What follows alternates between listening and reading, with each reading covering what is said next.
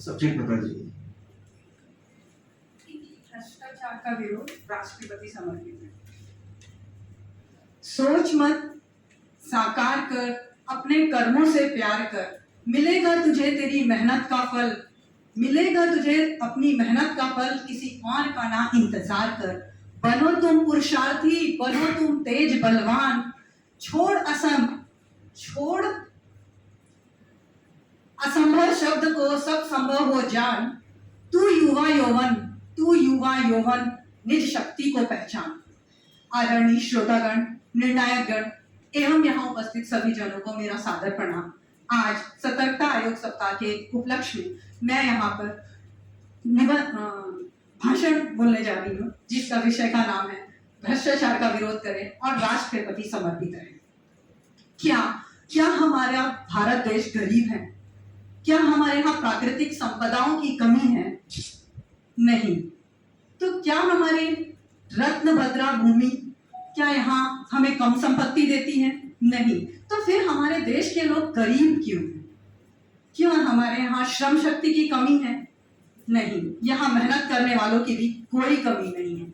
फिर भी यहाँ सार्वजनिक संपत्ति क्यों आम नागरिक तक नहीं पहुंच पाता है? उसका लाभ क्यों नहीं पहुंच पाता? आज यहाँ उपस्थित सभी लोग आज इस बात से सहमत होंगे कि यह सब गरीबी और जो भी अभाव है ये संपदाओं की वजह से नहीं, बल्कि इनके जीवन में व्यक्तिगत और सामाजिक रूप से जो समाहित भ्रष्टाचार है। एक कविता के माध्यम से एक कवि ने क्या खूब कहा है, जो गौर से सुनेगा।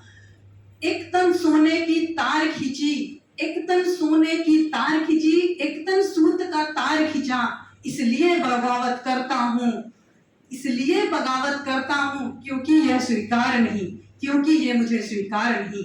एक एकड़ कोठी रहते उसमें दो प्राणी, एक एकड़ कोठी रहते उसमें दो प्राणी, 10 हाथ का घर 10 घर, 10 हाथ का घर 10 रहते हैं, 10 हाथ का घर 10 रहते हैं, पर सो सकते पैर पसार नहीं, इसलिए बगावत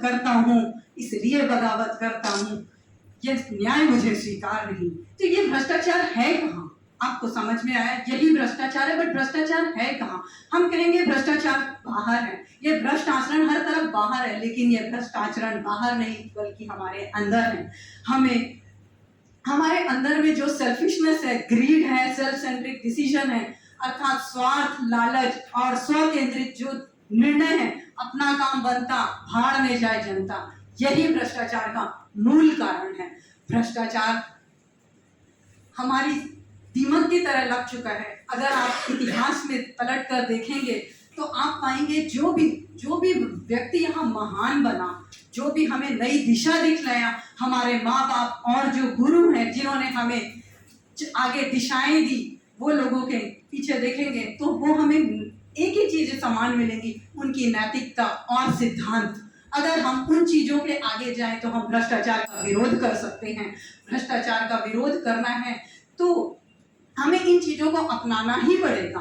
भ्रष्टाचार का विरोध करने के लिए हमें 3 स्तर पर काम करना पड़ेगा: प्रशासनिक स्तर, व्यक्तिगत स्तर और सामाजिक स्तर। अगर प्रशासनिक स्तर पर काम करते हैं और यहाँ पर किसी को भ्रष्टाचारी को देखते हैं तो उन पर कड़ी कार्यवाही करनी चाहिए। सामाजिक स्तर पर काम करते हैं तो समाज से उसे बेदखल कर देना चाहिए, और तब तक बेदखल कर देना चाहिए जब तक वो सत्य की नीति की राह पर दोबारा चलने ना लगे। और व्यक्तिगत स्तर पर तो हमें यह ठान ही लेना चाहिए कि समाज से इस भ्रष्टाचार को हमारा ही दायित्व है कि हमें इसे उखाड़ फेंकना है।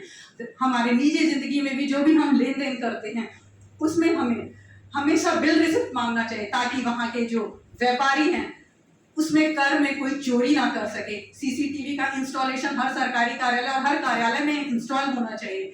अदालतों में विलंब ना हो निर्णय, इसलिए वहां पे फास्ट ट्रैक अदालत की स्थापना होनी चाहिए। अब भ्रष्टाचार का विरोध हम कर लिए, लेकिन अगर किसी का भ्रष्टाचार हुआ या भ्रष्टाचार करने की कोशिश हुई तो हम शिकायत कहाँ करें? इसके लिए केंद्रीय सतर्कता आयोग का साइट में आपको उसका पता भी मिलेगा, और उस पते में केंद्रीय सतर्कता आयोग नई दिल्ली पत्र के जरिए हम शिकायत कर सकते हैं, अपनी जानकारी साझा, इनके कॉल सेंटर का नंबर भी है, उस पर भी जानकारी साझा कर सकते हैं और अपनी व्यक्तिगत जो भी हमारा परिचय वो गोपनीय तरीके से होता है।